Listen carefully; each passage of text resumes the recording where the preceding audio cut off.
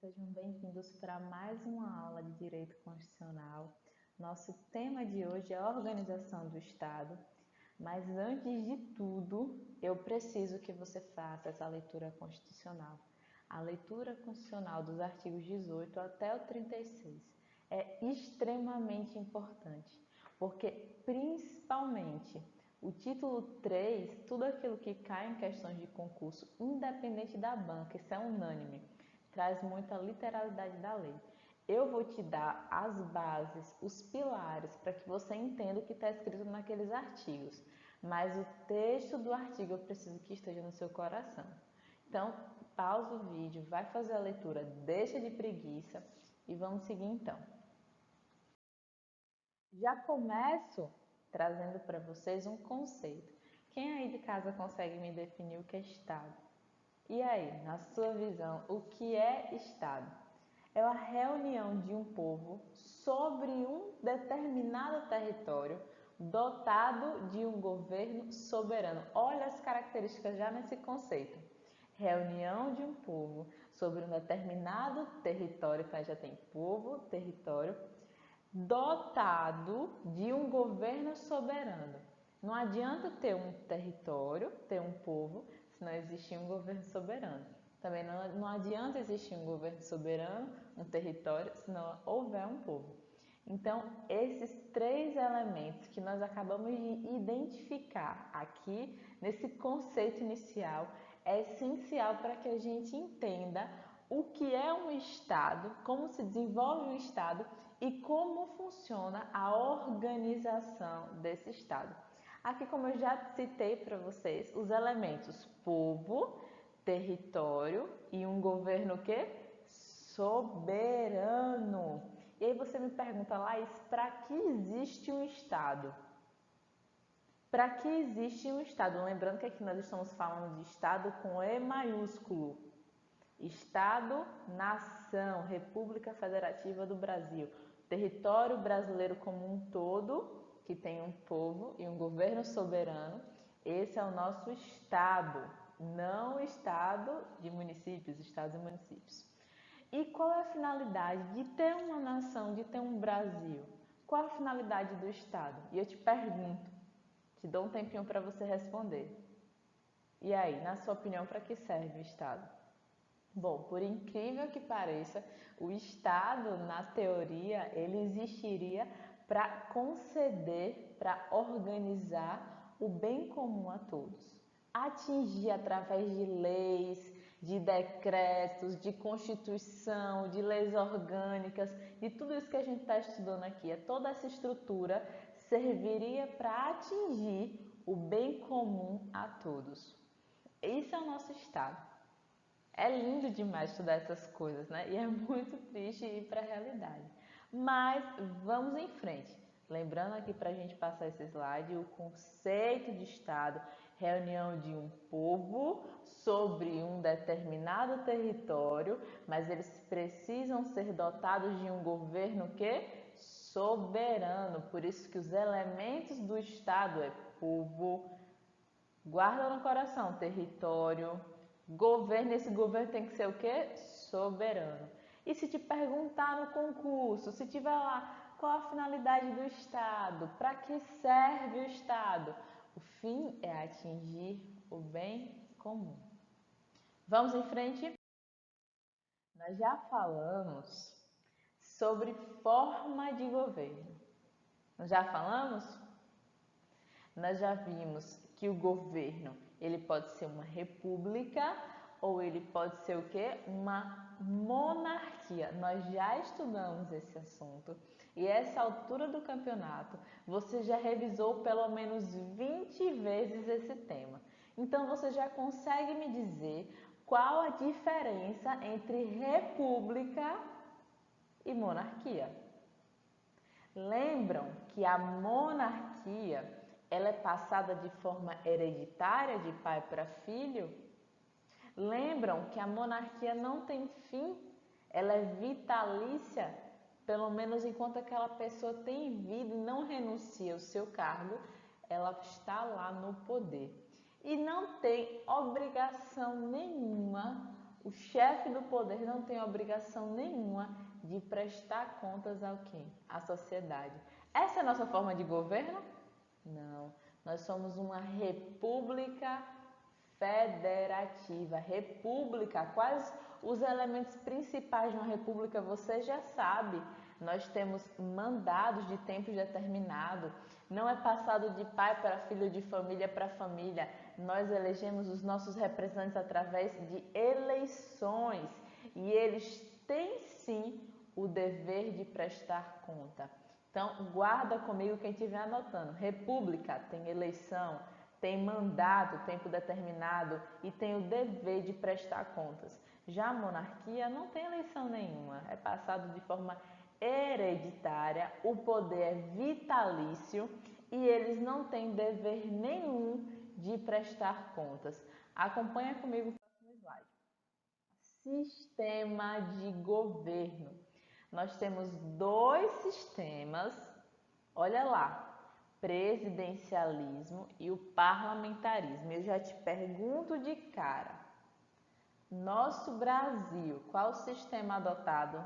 E você me responde sem titubear, presidencialismo. Por quê? Vamos estudar o inverso, parlamentarismo. O parlamentarismo existe uma interdependência entre o quê? Entre os poderes. O poder executivo e o poder legislativo têm uma interdependência. O mandado tem um prazo incerto. E há uma responsabilidade perante o parlamento. E você me pergunta, Laís, como é a chefia? A chefia é dual. Por quê? Existe um chefe de governo e um chefe o quê? De Estado. Você já estudou isso, você está com dúvida, volta lá que tem aulas bem específicas sobre isso. E agora nós vamos falar sobre o presidencialismo. Acompanha comigo, vai anotando no slide. Há uma independência, não mais interdependência. Há uma independência. O mandado, ele não é indeterminado, ele tem um prazo certo. Existe sim uma responsabilidade perante o povo. E a chefia é monocrática. Quem é que tem essa chefia? Quem é que tem? O nosso chefe de governo, nosso presidente da República. Ele cumula as funções tanto de chefe de governo como chefe de Estado. Já o parlamentarismo não é assim. Existe um chefe de governo e um chefe de Estado. Até aí tudo bem? Vamos passando essa revisão para frente. Regime de governo. Quem lembra aí comigo do regime de governo? Ou está esquecido? E aí me fala, nós temos o que? Uma democracia e uma autocracia. E o aluno do Oliveiras Curso, a essa hora, já pode me dizer qual é o regime de governo do Brasil? Democracia, isso mesmo. E quais são as características? Vamos seguir o mesmo modelo e começar pela autocracia. Na autocracia, o nome já diz, é autoritário, não há participação popular. O governo ele se estrutura de cima para baixo, ou seja, o governo, aquilo que tem o poder, ele dita regras e tudo que ele desejar para o povo. Já na democracia, acompanha comigo, há uma democracia, participação popular. O poder emana de quem? Do povo. Então, o governo ele se estrutura de baixo para cima. Deu para entender? De baixo para cima. O poder não vem do governo, o poder está no povo. Até aí, tudo bem? Vamos agora estudar as formas de Estado. E eu peço uma atenção especial para que a gente possa relembrar esse conceito, essa explicação, essa revisão, sirva para que você volte sua memória para a forma de Estado, porque ao estudarmos a federação, que é a nossa forma de Estado, nós vamos praticamente destrinchar todos os próximos slides, os próximos comentários, vão falar sobre isso, em torno da federação. A organização do Estado gira em torno da federação. Então, presta bastante atenção. Já disse para vocês que o Brasil ele adotou a federação, mas eu também trago para vocês outras duas formas de Estado, o Estado unitário e a confederação. Então vamos começar estudando o Estado unitário. No Estado unitário, pense em une, lembra sempre aquela dica que eu te dei, o nome tem um porquê. O Estado ele é unitário quando o poder não está repartido entre os entes. O poder não está repartido, dividido, solto aí no território. O poder ele está centralizado. Acompanha comigo. Cada ente descentralizado, ele só tem autonomia o quê? Administrativa. Tá recordando? Ele só tem autonomia administrativa, não tem autonomia o quê? Autonomia política. Já a confederação é outro extremo. Cada estado, eles têm o quê? Não é nem autonomia política nem administrativa, eles têm o quê? Soberania, porque a confederação é uma união entre países e cada país tem a sua soberania. E nós sabemos que a confederação faz essa união entre países através de que instrumento? Lembra comigo? Através do tratado. E esse tratado, ele pode ser dissolvido a qualquer momento. Esse pacto, ele não é indissolúvel.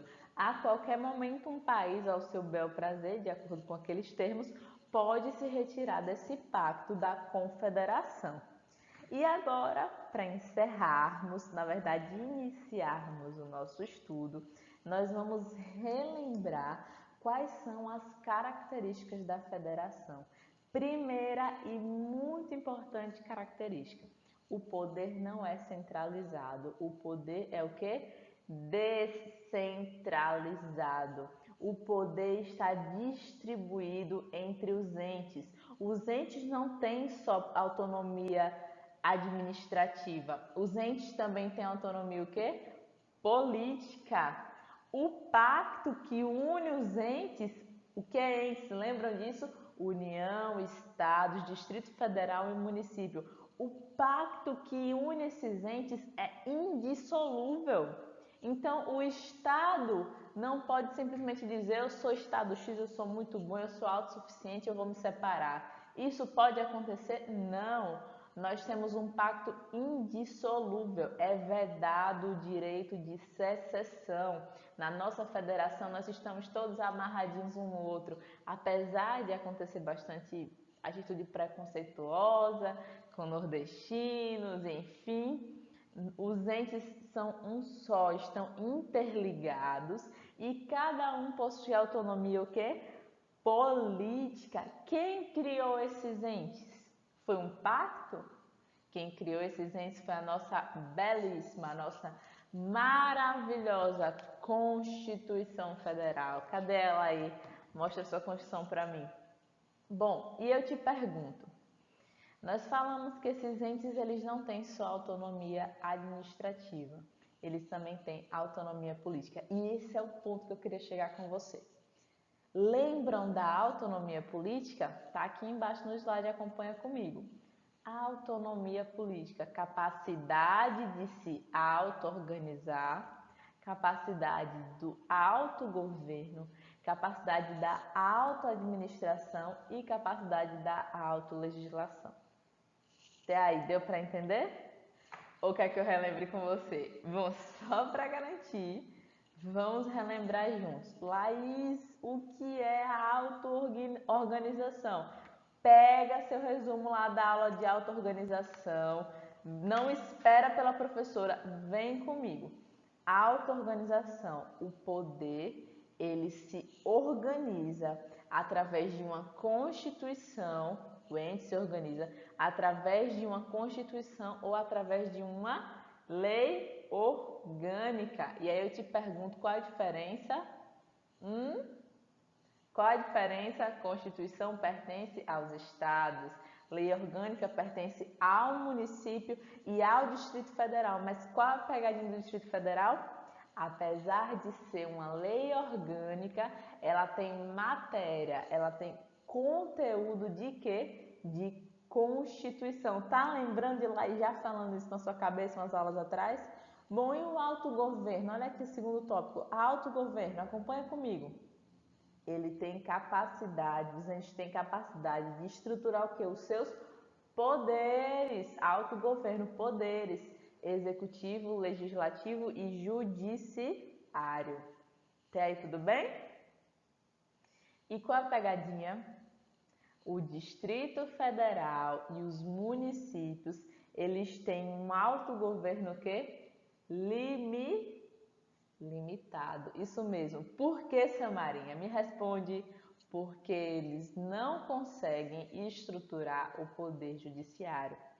Então, tanto nos municípios como no Distrito Federal, não há estruturação do Poder Judiciário. Por isso, o autogoverno deles é limitado. Eles têm executivo, eles têm legislativo, mas eles não estruturam o judiciário.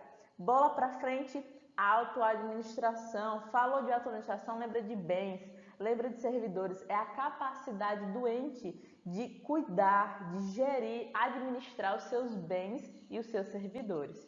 E a autolegislação é o mais fácil, o nome já se denuncia, é a capacidade de se organizar através de quê? De leis. Esse todos os entes possuem.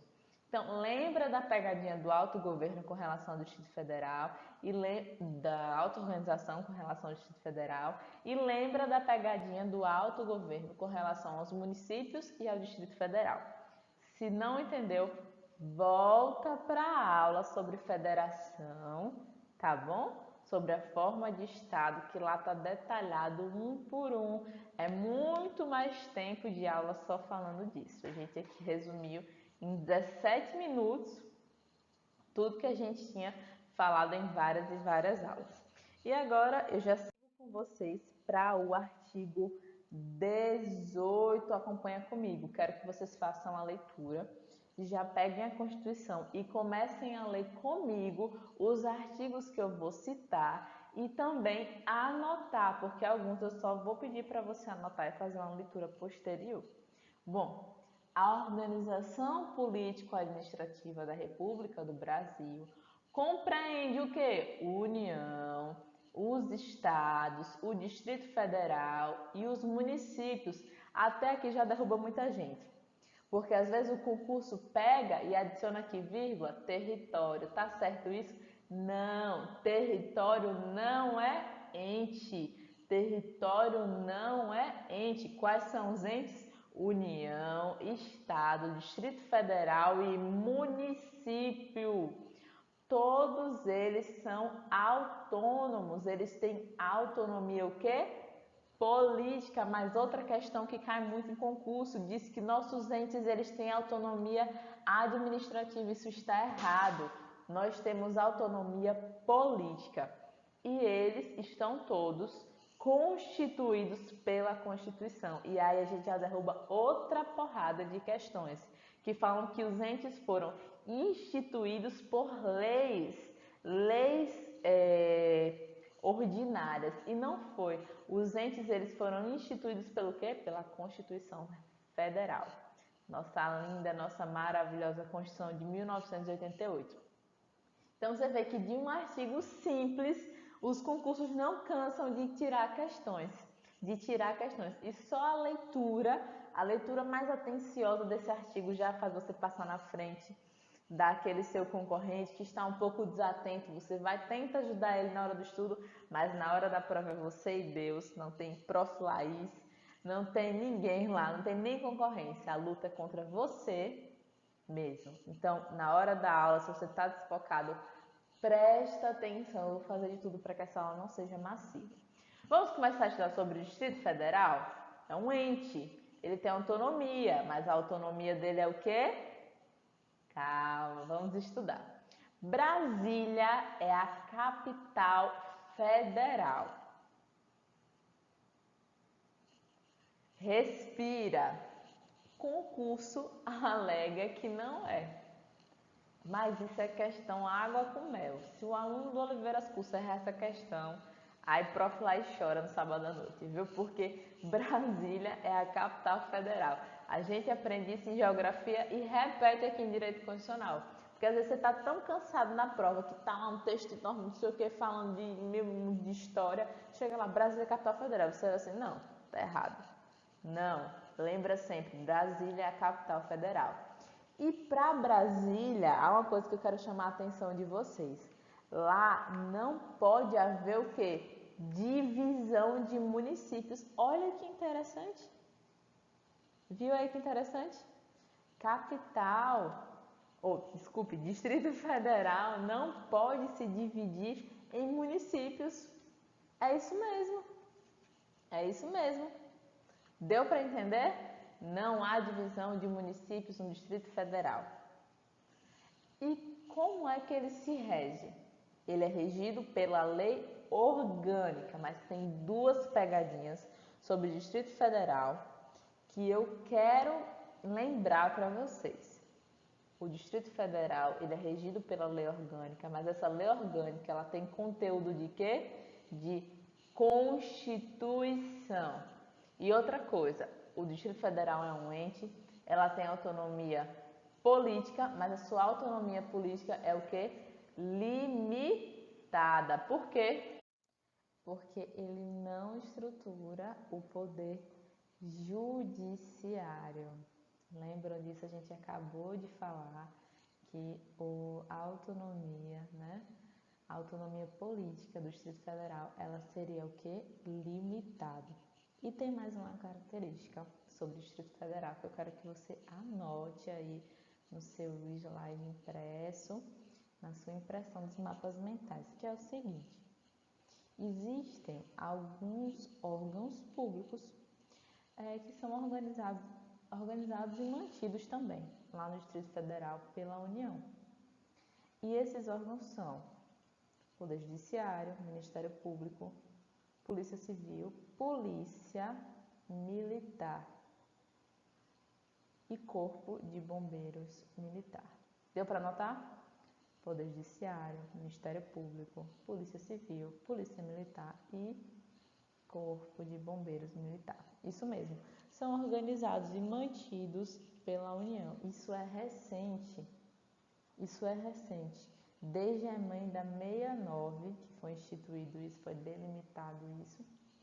Então, guarda comigo essa informação e vamos caminhar para frente. Esgotamos o Distrito Federal. Espero que você tenha lido lá a partir do artigo 18, também o artigo 32, o artigo 32 e os seus parágrafos. Com relação aos municípios, nós temos as mesmas características do Distrito Federal, as mesmas observações. É regido por quê? Por lei orgânica, não é Constituição, nem tem matéria de Constituição, é regido por lei orgânica. E o autogoverno é limitado. Por que esse autogoverno é limitado?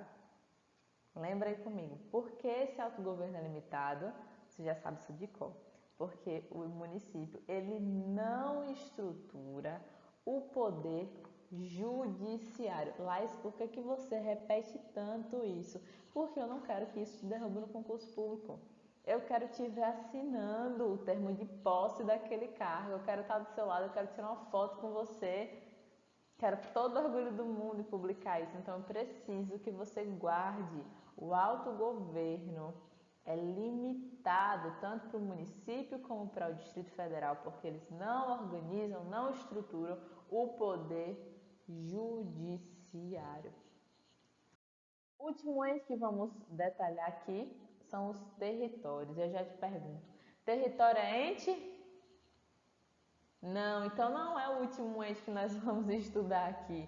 Território não é ente. Território não é ente. Território é o quê? É uma autarquia federal. Então ele não possui autonomia política, porque ele não é ente, ele é uma autarquia federal. Então, qual é a natureza jurídica do território? É uma autarquia federal. Ele não tem autonomia política, ele não é ente, ele é uma autarquia federal. É como eu te falei, o concurso público pega aqui o artigo 18, ó, a organização política a política administrativa da República Federativa do Brasil compreende a União, o Estado, o Distrito Federal, o município, os territórios, todos autônomos no termo dessa Constituição. Tá quase tudo certo. Eles colocaram lá uma pegadinha, que é o quê? Território. Território não é ente, território é autarquia federal. E olha que coisa engraçada. O Distrito Federal não pode ser dividido em municípios, mas os territórios podem. E se esses municípios, se houver essa divisão em municípios, esses municípios serão entes federativos e eles terão autonomia o quê? Política. Então pode acontecer que um território que não tem autonomia política seja subdividido em municípios e esses municípios eles tenham o quê? Justamente a autonomia política que falta aos territórios. Por quê? Porque município é ente. E aí eu te pergunto, um território com mais de 100 mil habitantes, o que é que tem de mais nisso? Um território com mais de 100 mil habitantes, ele vai ter um governador nomeado pelo presidente da República e aprovado pelo Senado. Ele vai ter poder judiciário de primeira e de segunda instância. Ele vai ter Ministério Público e ele vai ter Defensoria Pública. Recorda comigo, território com mais de 100 mil habitantes, ele vai ter um governador nomeado pelo presidente da República e aprovado pelo nosso Senado. Ele vai ter poder judiciário de primeira e segunda instância e ele vai ter também Ministério Público e Defensoria Pública. Até aí, show? Fechamos os entes e essa autarquia federal que são os territórios? Então não cabe mais essa pegadinha. E agora eu te pergunto, como é que acontece a formação, acompanha comigo, dos estados, do município e dos territórios? Anota aí, a formação do estado você vai encontrar lá no artigo 18, parágrafo 3º. E eu te pergunto, quando aconteceu a formação, como é que acontece essa formação? Acontece uma aprovação da população, um plebiscito, mas não é qualquer população, é a população que é diretamente ligada àquele estado.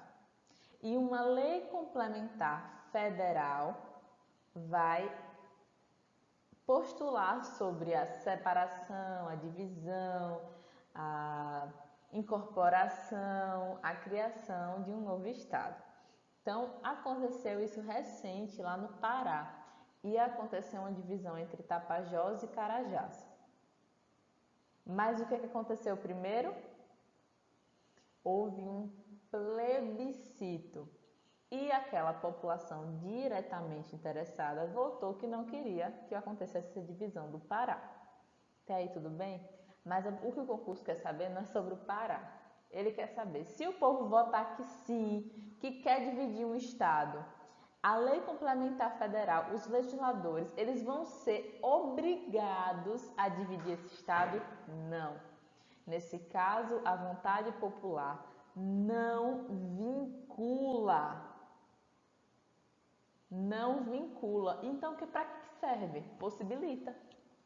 Por quê? Se a população ligada ao estado do Pará votou que não pode nem acontecer aquela lei federal. Mas se vota que sim, aí a deliberação vai ser se separa, se não, se incorpora, se não, se cria, se não. Deu para entender? Vamos para frente. Onde é que eu encontro falando sobre os municípios? Os municípios eu vou encontrar lá no artigo 18, no parágrafo 4º.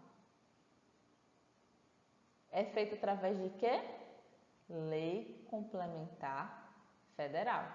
Acontece um estudo de viabilidade municipal, se é viável que seja criado, acrescido aquele município, aquele estado. É consultado a população através de que você já sabe, plebiscito. e depois uma lei estadual vai criar, incorporar ou fundir um município.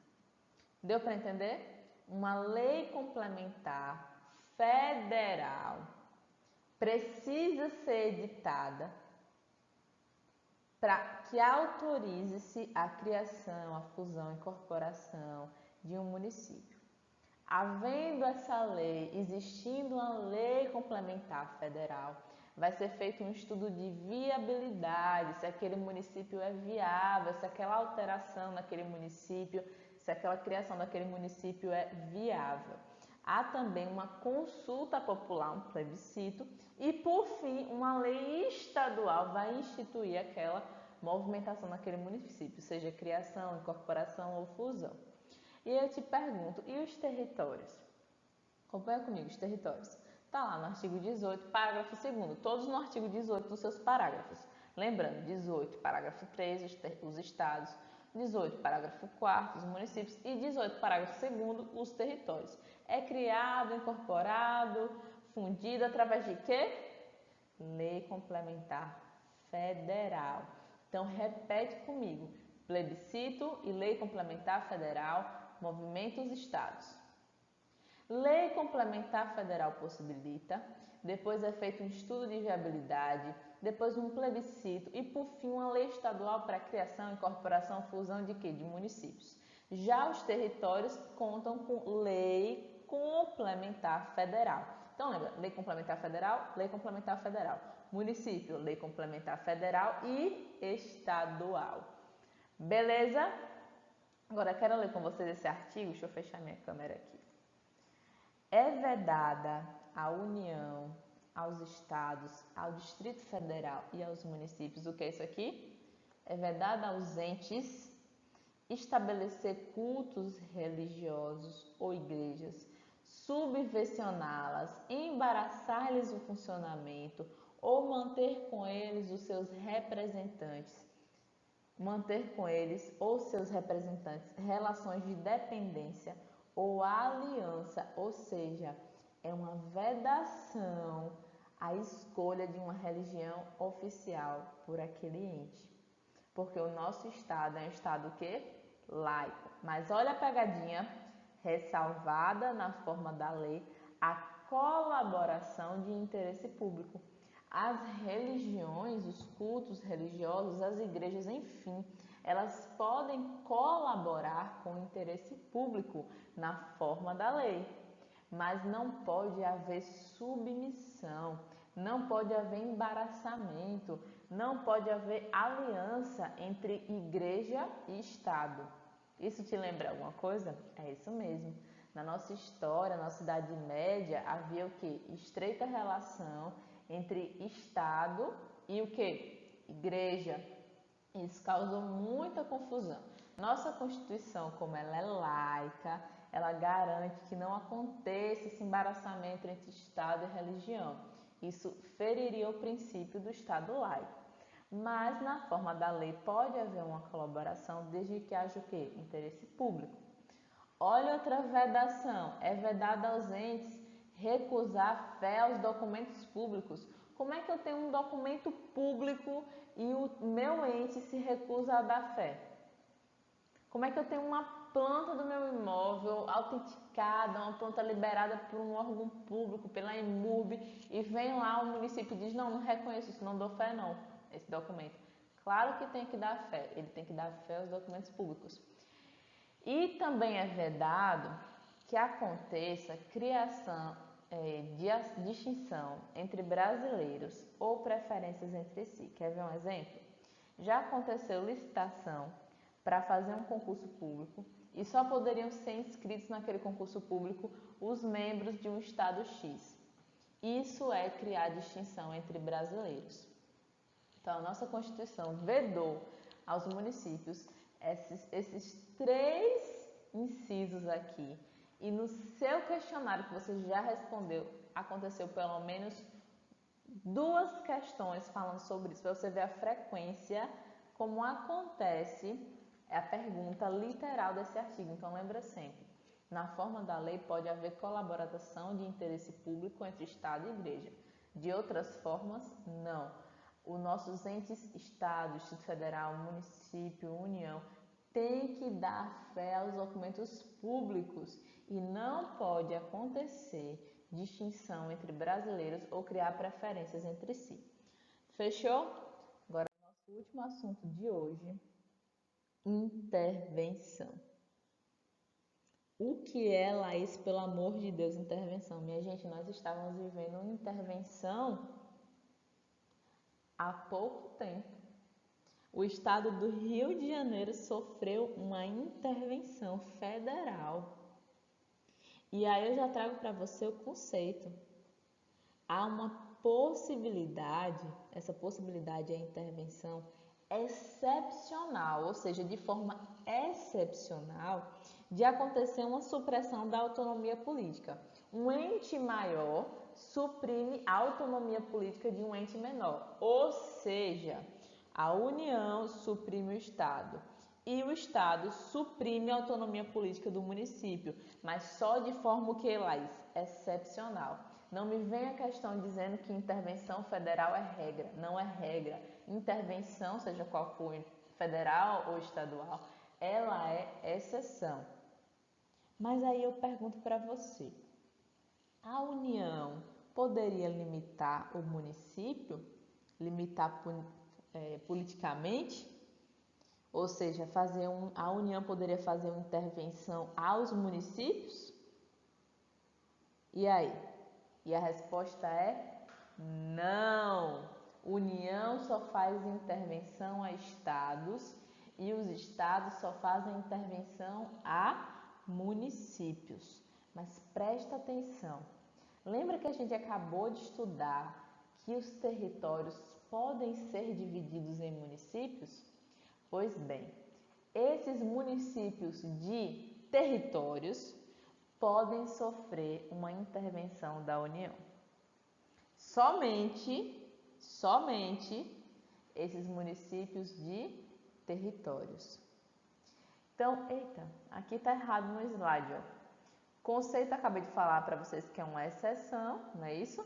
É uma suspensão temporária da autonomia política daquele ente, sempre um ente maior limitando um ente menor, ou seja, União limita Estado e Estado limita município. Mas lembrem da exceção, União também podem limitar o quê? Os municípios de territórios. Aqui, gente, corrija aí o slide, tá bom? Aqui é intervenção federal e aqui intervenção estadual. A intervenção federal, ela tá lá no artigo 34. E é justamente falando que a União, intervenção federal, gente, risca isso aqui, deixa eu riscar isso aqui para vocês. Deixa eu tentar escrever aqui com o mouse, acho que vai ser difícil, viu? Você entendeu, federal. Tá aqui, federal. A intervenção federal vai ser feita pela União no Estado ou nos municípios de territórios. E ela está lá no artigo 34. Nós temos também a intervenção estadual, está lá no artigo 35. E nesse caso, os estados só podem intervir no quê? Nos municípios. Você nunca vai ver o Estado interferindo, interrompendo a autonomia política da União, porque isso não acontece. E nós vamos aqui no Oliveiras Curso aprofundar o nosso estudo na intervenção o quê? Federal. Vamos lá? Características da intervenção federal. De que forma pode acontecer uma intervenção federal? Uma intervenção federal, ela pode acontecer de maneira espontânea, provocada por solicitação, provocada por requisição ou provocada por provimento. Olha que a separação faz também, por provimento de representação do Procurador-Geral da República. Fechou? Você não precisa nesse momento, nessa altura, saber nem o que é Procurador-Geral da República. Você só precisa guardar na sua mente que o PGR, Procurador-Geral da República, ele tem uma forma também de intervenção federal. Vamos começar pela espontânea? Está lá no artigo 30, anota aí. É intervenção federal espontânea, artigo 34, incisos 1, 2, 3 e 5. Fechou? 1, 2, 3 e 5. Quando essa intervenção espontânea? É quando o presidente da República, de ofício, de ofício, ele decide editar uma intervenção federal. Mas para isso ele tem que ouvir dois conselhos: o Conselho da República e o Conselho de Defesa. Vamos recapitular? O que é uma intervenção federal espontânea? É quando o presidente de ofício, ele age de ofício e intenta uma intervenção federal. Mas para que aconteça isso, ele tem que ouvir, grava aí, ele tem que ouvir o quê? Conselho da República e o Conselho de Defesa Nacional. Beleza? Quando a intervenção federal é provocada por solicitação, quando, minha gente? Está lá no artigo 34, inciso o quê? Inciso 4º, isso mesmo. Então, depende de quê? Depende de quê? Você já leu o artigo? E aí, eu te pergunto, você já leu o artigo? Então, acontece quando há uma coação sobre o poder legislativo ou executivo. Está acontecendo algum tipo de coação? Vocês sabem o que é deixar uma pessoa coagida? Então, isso também pode acontecer com o poder executivo ou com o poder legislativo. Quando acontece essa coação, esse poder que está sendo coagido, ele vai fazer uma solicitação. Ele solicita ao presidente da República para que faça uma intervenção federal, que é uma coisa excepcional e temporária, para que se regularize aquela situação. Mas o pedido do órgão que está sendo, qual foi a palavra que eu falei, que está sendo coagido, ela não vincula o presidente da República. O presidente da República não é obrigado. Então, é justamente isso aqui, ó, solicitação. O poder está sendo coagido, vai pedir ao presidente da República para fazer uma intervenção federal naquele ente. Mas o presidente da República ele vai decidir se quer fazer essa intervenção ou não. Então, não vincula, minha gente. Não vincula, eles vão pedir, eles vão solicitar. E o presidente da República vai decidir se quer ou não. Já ela é provocada por requisição, olha lá a diferença. Solicitação ou requisição. Solicitação eles vão pedir. É que nem quando você pede para sua mãe: mãe, posso ir para a casa de fulano? É o erro do ser humano, pedir. Nós temos que requisitar. O que é requisitar? Eu comunico minha mãe: mãe, estou indo. Isso pode resultar em duas coisas: ou em uma porrada, ou sua mãe vai te liberar para aquele lugar. Então, vamos relembrar? Solicitação. O poder que está sendo coagido vai pedir ao presidente da República para fazer a intervenção federal. Provocada por requisição, aquele ente que está sendo aquele ente o quê, minha gente? Aquele poder que no caso é só o poder judiciário que está sendo coagido, ele vai requisitar. Mas ele não vai requisitar o presidente da República. Ele vai requisitar o quê? O STF. Então, volta comigo. Aqui, o que acontece? Legislativo ou executivo estão sofrendo algum tipo de coação, eles vão pedir ao presidente da República. Aqui, na requisição, a gente coloca um que aqui também está faltando. Aqui na requisição, poder judiciário está sendo coagido, ele vai pedir ao STF. Ou está acontecendo alguma desobediência de uma ordem ou de uma decisão judicial. Então, nesse caso, o STF, ou o STJ, ou o TSE vão requisitar quem? Ao presidente da República. Então, recapitula comigo.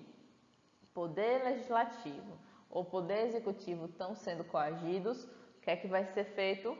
Vai ser feita intervenção federal por solicitação, ou seja, eles vão solicitar ao presidente da República que faça uma intervenção. Intervenção federal por requisição, como é que acontece? É quando o Poder Judiciário está sofrendo algum tipo de coação. Nesse caso, o STF vai requisitar o presidente da República.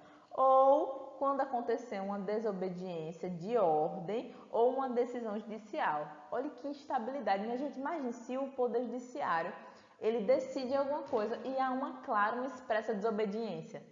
Então, é motivo sim de acontecer uma intervenção federal. Por isso que tanto o STF, como o STJ, como o TSE vão poder requerer do presidente intervenção federal.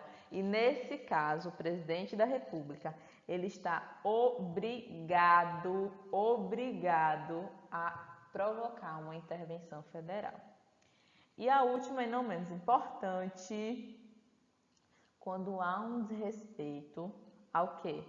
Aos princípios constitucionais sensíveis, ou quando deve acontecer uma execução de lei federal.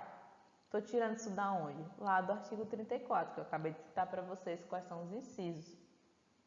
Inciso 7º e inciso quê? 6º. 6º e 7º. Só recapitulando para vocês anotarem, né? Espontâneo, artigo 34, inciso 1, 2, 3 e 5. Por solicitação, artigo 34, inciso 4º. Por requisição, artigo 34, inciso 6º. E por provimento, no caso, né, de representação do Procurador-Geral da República, inciso 7º e inciso 6º na parte inicial. É quando o PGR vai pedir ao STF e o STF vai pedir ao Presidente da República, tá bom? É quando, por exemplo, um Estado desrespeita uma lei federal. Então, gente, acompanha comigo. Eu preciso que você faça a leitura minuciosa desses incisos que eu acabei de falar para você, porque vai ser exatamente o que eu expliquei para você, cada situação. E agora, caminhando um pouquinho para frente, eu vou explicar para vocês como de fato acontece a intervenção federal. Para a gente encerrar nossa aula, matar esse assunto. Gente, em uma aula nós estamos praticamente acabando com o título 3. Nós só vamos falar um pouquinho sobre repartição de competências na próxima aula. E depois vamos falar também sobre o poder público. E encerramos o título 3. Olha que coisa linda, maravilhosa. Então, Laís, eu entendi que a intervenção ela acontece de forma federal ou estadual, que é sempre um ente maior que provoca intervenção no ente de menor proporção. E aí já entendi que pode acontecer por requisição, por solicitação, de forma espontânea ou pelo PGR. Já entendi como é que acontece cada uma. Mas qual é o instrumento? Qual é o instrumento que dá de fato dá amplitude daquela intervenção, prazo, porque tem prazo determinado? Qual é o instrumento utilizado?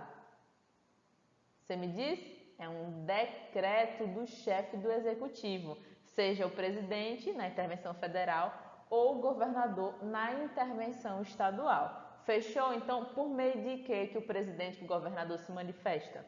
Por meio de um decreto do Poder Executivo. E aí eu te pergunto, esse decreto, acompanha comigo, ele deve ser submetido a um controle político. Onde é que eu encontro isso? Artigo 36, parágrafo 3º. A intervenção, o decreto interventivo, ele passa por um controle político. E aí, quem é que faz esse controle político? Após 24 horas da intervenção federal, esse decreto é emitido, submetido ao controle político do Congresso Nacional. Então, intervenção federal, quem cuida, quem faz o controle político? Congresso Nacional. Intervenção federal, Congresso Nacional. Intervenção estadual, Laís. Qual é o órgão correlato?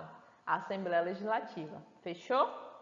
E lembrem que nos casos do artigo 34, inciso 6 e 7, e no artigo 35, inciso 4º, é dispensado o controle político.